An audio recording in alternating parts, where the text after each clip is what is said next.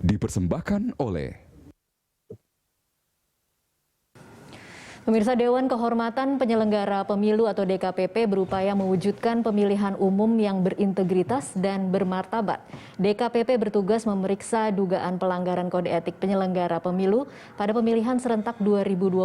Tantangan untuk DKPP bertambah karena dilaksanakan di tengah pandemi. Untuk membahas lebih jauh mengenai peran DKPP dalam mewujudkan pemilu yang berintegritas dan bermartabat, sudah terhubung melalui telekonferensi anggota Dewan Kehormatan Penyelenggara Pemilu M. Afifuddin dan bergabung bersama kami di Studio Berita 1 Koordinator Nasional Jaringan Pendidikan Pemilih untuk Rakyat Alwan Ola Riantobi. Selamat siang Pak Afif. Selamat siang Mbak Tasya, selamat siang Mas Alwan. Iya, selamat siang juga Pak Alwal. Terima kasih sudah bergabung bersama kami di studio. Selamat siang Pak Afif. Iya, saya ke Pak Afif terlebih dahulu. Pak Afif, kalau secara umum, apa catatan Anda terhadap pelaksanaan pemilihan serentak 2020 hari ini? Iya, kami baru saja datang ke beberapa TPS, terutama di Tangerang Selatan. Kalau dibilang secara umum mungkin sementara masih lancar ya, hal-hal kecil teknis yang sudah bisa diselesaikan di TPS diselesaikan. Paling beberapa halnya itu ya terkait dengan beberapa TPS yang telah dimulai karena pemeriksaan beberapa hal dan lain-lain. Perkembangan sekarang yang kita lihat dan dapatkan laporan dari beberapa daerah, misalnya kondisi hujan lebat di banyak tempat membuat beberapa TPS di Kalimantan Selatan, Kalimantan Tengah ini ada yang roboh dan lain-lain. Nah, dari sisi teknis tentu prokes dan lain-lain lumayan. Pengaturan terhadap kehadiran yang diatur per jam itu juga sangat membantu. Tinggal kita nanti memastikan bagaimana situasi pasca pemungutan atau sekarang ini yaitu penghitungan suara di masing-masing TPS. Kita berharap terutama tidak ada kerumunan yang melanggar protokol kesehatan. Jajaran kami tentu DKPP, KPU, Bawaslu sebagai penyelenggara ingin semua proses pilkada ini berjalan dengan baik dan juga berintegritas gitu. Sehingga nanti residunya, dampak-dampaknya biasanya pasca pemilihan. Aduan-aduan ketidakpuasan. Nah, ini biasanya menjadi domain DKPP untuk menerima laporan. Kadang-kadang kita merasa situasinya baik-baik saja, tetapi ada pihak yang terlibat, misalnya orang yang kalah atau kemudian para pihak yang merasa dirugikan itu mengadu ke DKPP dengan dugaan pelanggaran etik yang dilakukan oleh penyelenggara misalnya. Nah, ini yang kita antisipasi, tentu DKPP bersiap untuk itu semua. Oke, baik. Pak Afif, jadi untuk sampai dengan siang ini belum ada aduan atau laporan terhadap penyelenggara pemilu secara khusus dari sejumlah daerah yang melakukan pemilihan serentak?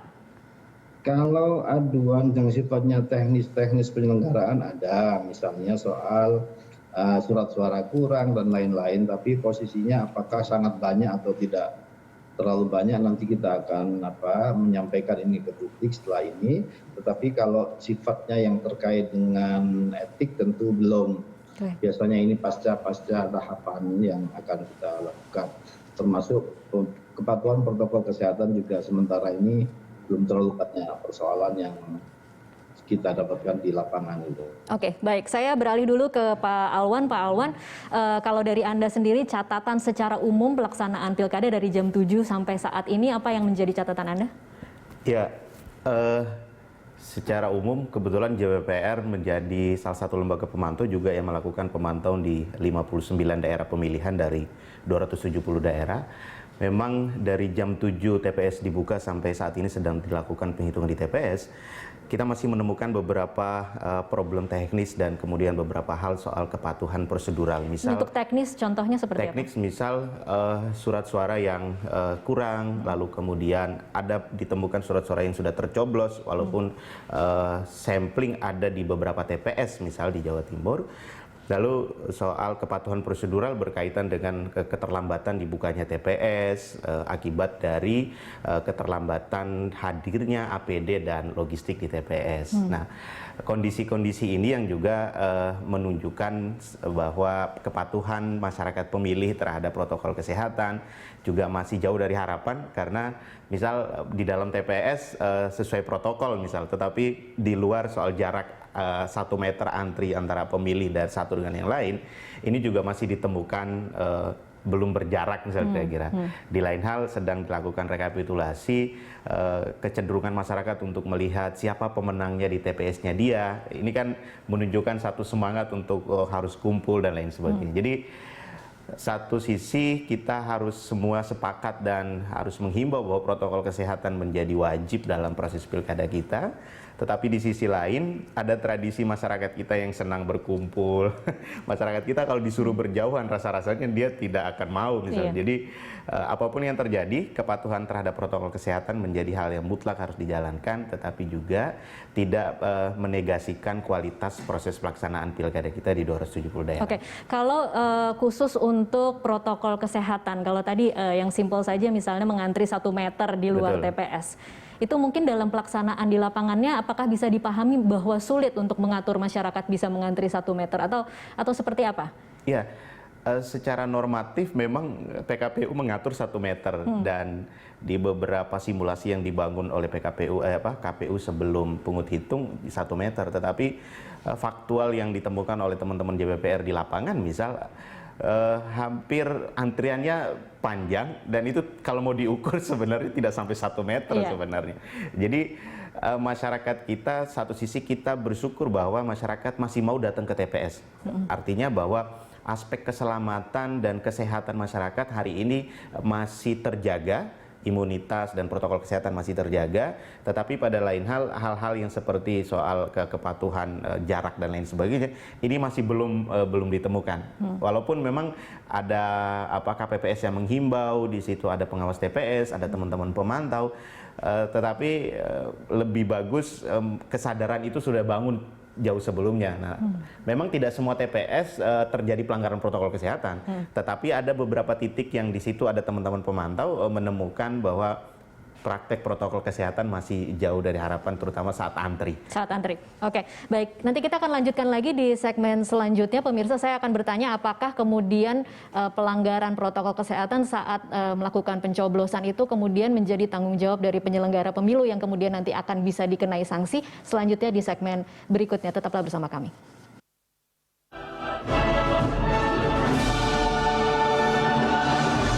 Dipersembahkan oleh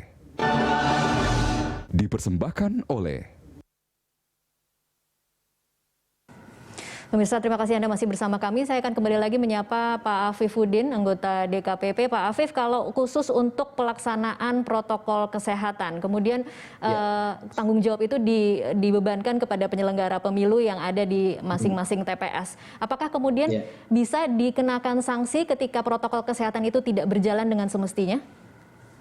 Iya, Mbak Tasya, pastinya ketentuan yang sudah diatur menjadi ketentuannya KPU itu menjadi pengawasan kita. Pada beberapa kasus yang ada di DKPP yang terkait dengan protokol kesehatan juga ada, misalnya jajaran yang diminta swab karena ketentuannya rapid, kemudian tidak boleh bekerja, diberhentikan sementara, akhirnya melapor ke DKPP, itu juga ada. Nah, tentu karena ini menjadi ketentuan, kalau ada fasilitasi yang sifatnya tidak patuh terhadap prokes, ini menjadi potensi untuk menjadi catatan atas profesionalitas penyelenggaraan secara teknis.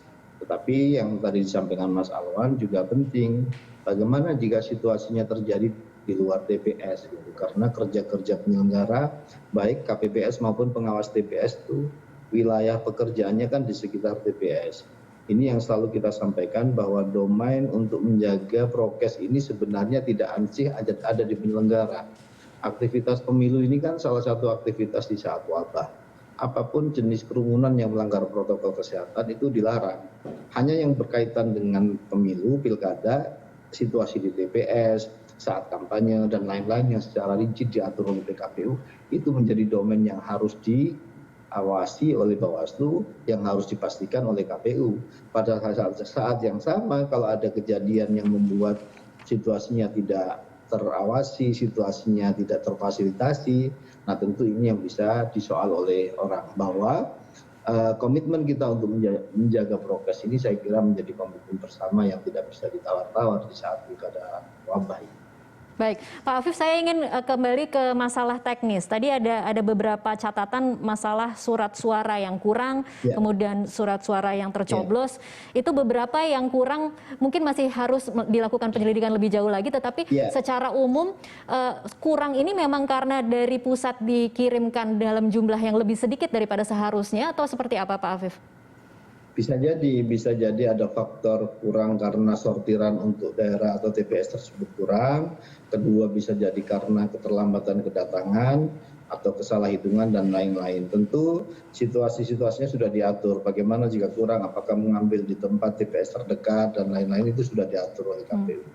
Bahwa ada kejadian itu iya, tapi secara perinci apa yang terjadi tentu ini yang akan kita dalami untuk memberikan misalnya rekomendasi lebih lanjut, misalnya soal orang yang salah masuk TPS atau menggunakan surat suara yang sudah dicoblos. Kami sedang mendengar informasi di beberapa tempat ada, tapi kan belum kita dalami informasi tersebut. Baik. Nah, ini yang menjadi domain yang untuk kita pastikan apa yang sebenarnya terjadi. Oke, baik. Pak Afif, secara sederhana publik mengetahui bahwa tugas DKPP kan adalah menerima aduan, kemudian dugaan penyelenggara pemilu melakukan pemeriksaan, memanggil penyelenggara pemilu, dan kemudian memberikan sanksi. Apa yang kemudian jadi tantangan terberat dalam pemilihan serentak kali ini? Ya, tantangan paling berat sebenarnya adalah soal profesionalitas dan juga objek yang kita urusi atau KPU urusi sebagai penyelenggara, Bawaslu awasi sebagai pengawas lebih luas. Misalnya dulu kita tidak ada hubungan sama sekali, tidak ada kepentingan sama sekali untuk menyoal orang pakai masker apa tidak. Sekarang ini harus gitu. Jadi pada kaitan-kaitan yang sudah diatur oleh PKPU terkait dengan protokol kesehatan dan lain-lain, jika itu tidak diterapkan, berpotensi untuk penyelenggara tersebut di soal profesionalitasnya. Baik, jadi protokol kesehatan sama pentingnya dengan teknis dan juga etik dari penyelenggara, begitu? Iya, betul. Oke, dan baik. Kalau kemudian ada Baik. Kalau ada hal-hal yang kaitannya dengan penanganan pelanggaran, ketidakpuasan, itu juga menjadi objek yang seringkali naik ke DKPP. Tentu dalam konteks ini kami akan memeriksa para pihak apakah keterpenuhan unsur dan lain-lainnya memberatkan atau meringankan. Oke, saya ke Pak Alwan dulu. Pak Alwan, kalau Anda melihatnya kinerja DKPP dalam menyelenggarakan etika, menegakkan etika penyelenggara pemilu, kan kita sudah menyaksikan sepanjang dari tahap pendaftaran, kemudian verifikasi, penetapan calon, sudah ada banyak aduan-aduan yang masuk. Bagaimana Anda melihat kinerja DKPP? Ya, secara normatif sebenarnya problem etik penyelenggara pemilu itu dia sudah terjawab dengan eksistensi kelembagaan DKPP itu tersendiri.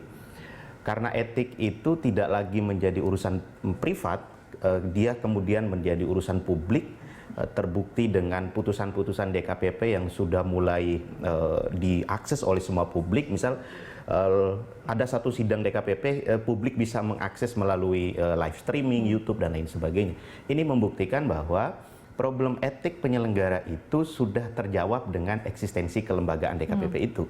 Maka kemudian dimensi profesionalitas atau integritas itu kemudian tidak hanya berada pada urusan personal kelembagaan atau personal individu dia menjadi seorang penyelenggara pemilu, tetapi juga bisa dilihat oleh semua publik.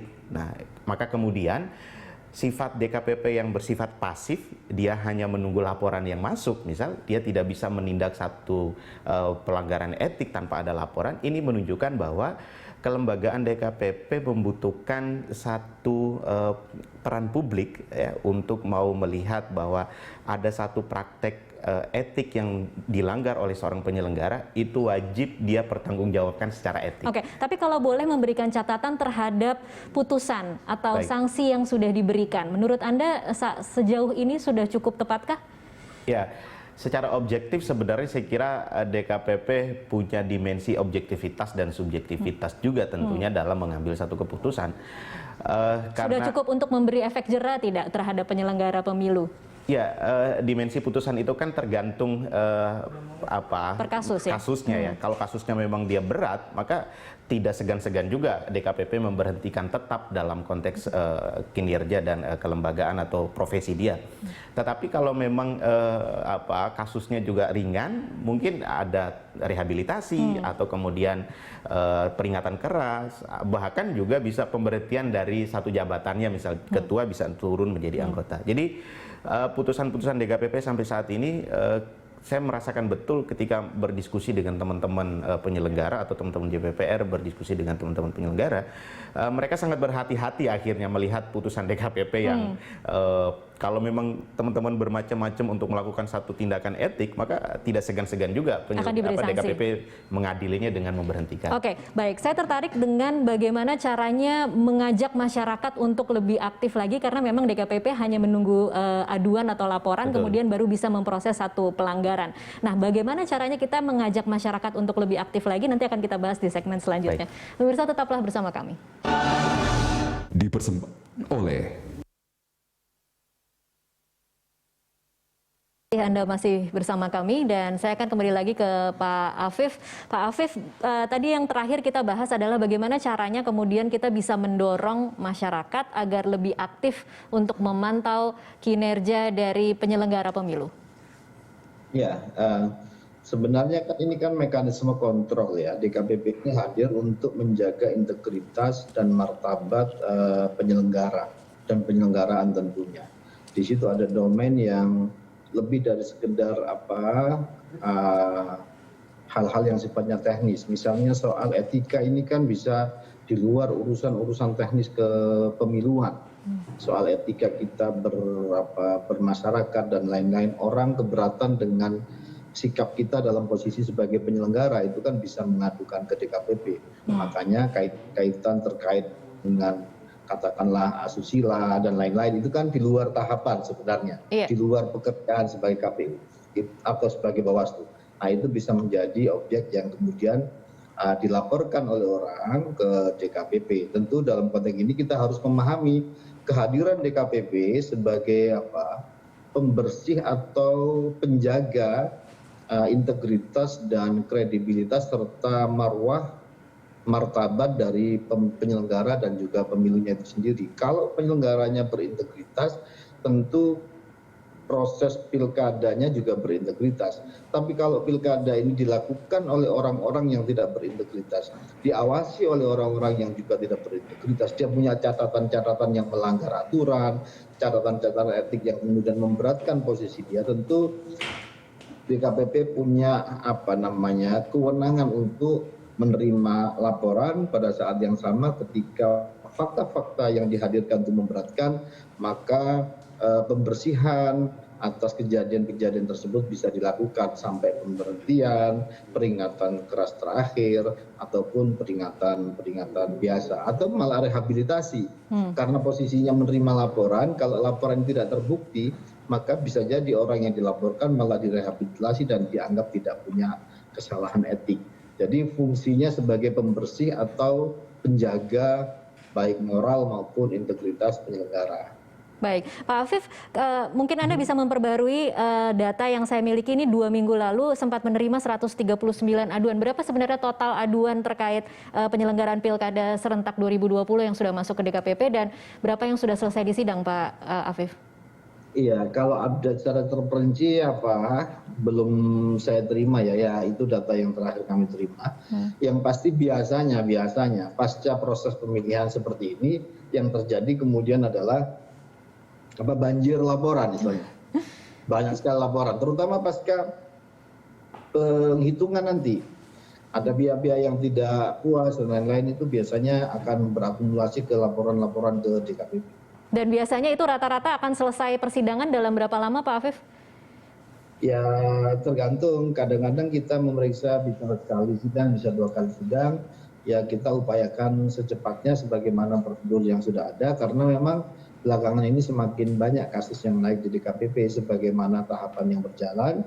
Kadang-kadang dinamika di daerah itu lebih variatif kejadian-kejadian yang dilaporkan di pilkada ini. Tentu ini akan menjadi tantangan kita bagaimana kasus-kasus yang masuk ini semuanya bisa kita sidangkan secara tepat waktu dan tidak terlalu makan waktu lama begitu. Baik, saya ke Pak Alwan. Pak Alwan, kalau Anda kemudian bisa memberikan masukan agar ada terobosan-terobosan baru yang bisa dilakukan DKPP dalam kemudian memproses aduan-aduan yang diterima, apa yang bisa Anda berikan? Ya, memang kehadiran DKPP ini kan dia menjadi cermin atau menjadi satu persepsi penyelenggara dalam menjaga urusan etik, sehingga publik melihat penyelenggara itu cerminannya DKPP. Semakin banyak putusan DKPP yang memberhentikan atau teguran keras, semakin tinggi penilaian publik bahwa integritas dan profesionalitas penyelenggara sangat rendah. Jadi harus semakin tegas, kemudian baru akan dilihat lebih berwibawa, lebih garak ya. Nah, maka strategi atau kemudian mengajak publik memang itu penting. Tapi tanpa mengajak pun memang kesadaran, misal contoh sederhana gitu ya. Saya kemudian mau melaporkan satu dugaan pelanggaran, lalu kemudian di situ ditanganin oleh Bawaslu misal, lalu menurut saya kasusnya diberhentikan, tetapi menurut saya ya kasus ini bisa naik pada urusan penyidikan, lalu diberhentikan oleh penyelenggara, lalu saya tidak puas dengan kinerja itu, lalu saya melaporkan lagi ke DKPP. Nah ini kan artinya publik sudah sangat aware bahwa ternyata tidak berhenti di urusan ini, bisa kita adukan pada urusan etik yaitu Bawaslu. Misal ada hal-hal teknis yang pada saat ini berjalan, misal soal kemarin ada C6, C pemberitahuan itu ada logo pasangan calon misal. Itu bisa saja kemudian orang melapor pasca pungut hitung. Betul tadi kata Pak Afif bahwa biasanya memang pasca pungut hitung ini baru kebanjiran laporan. Iya. Jadi keterbukaan publik untuk mau melapor satu pelanggaran etik itu sudah sangat terbuka, maka menjadi penyelenggara dia harus mulai terlatih. Menjadi penyelenggara pemilih dia harus mulai terlatih untuk menilai sebuah peristiwa. Iya, karena dia diawasi oleh publik, sehingga dia harus lebih terlatih dan berhati-hati untuk menilai satu peristiwa. Dia punya alat ukur sehingga parameter kerjanya itu terukur dengan baik. Kalau menjadi penyelenggara pemilu itu tidak punya alat ukur dan dia tidak berhati-hati, maka dia bisa saja diadili, dia bisa saja jatuh di urusan etik yang berulang-ulang kali. Oke. Jadi jangan subjektif, tetapi tolak ukurnya memang harus pakem yang sudah ditentukan begitu ya? Ya, dia sudah punya tolak ukur. Misal jargonnya adalah urusan profesionalitas, integritas. Tetapi integritas dan profesionalitas saya kira tidak hanya sebagai jargon, maka menjadi penyelenggara pemilu mulai dari ucapan, perbuatan dan tindakan yang harus menjunjung tinggi profesionalitas dan integritas. Oke, baik. Terakhir saya ke Pak Afif lagi. Pak Afif, ini tanpa bermaksud untuk membanjiri lebih banyak lagi, tetapi kalau ada orang yang kemudian ingin melaporkan ke DKPP, channel-channel mana saja yang bisa digunakan oleh masyarakat untuk melaporkan aduan terhadap ketidakprofesionalan penyelenggara pemilu? Iya, yang pasti bisa langsung datang ke kantor, menyerahkan berkas-berkas ataupun menyampaikan lebih awal lewat email dan lain-lain untuk kemudian ditindaklanjuti. Kalaupun ada hal-hal yang sifatnya perlu dilengkapi, nanti akan ada tim yang berkomunikasi untuk memenuhi prasyarat bagaimana kasus ini bisa dilanjutkan atau kurang bukti ataupun materi lainnya yang kita butuhkan. Jadi sifatnya sangat terbuka, bahkan semua akses media sosial kita juga bisa diakses oleh teman-teman para pihak yang ingin melapor ke DKPP. Oke, baik. Terima kasih Pak Afif untuk waktunya dan juga terima kasih Pak Alwan sudah bersama kami di Special Report.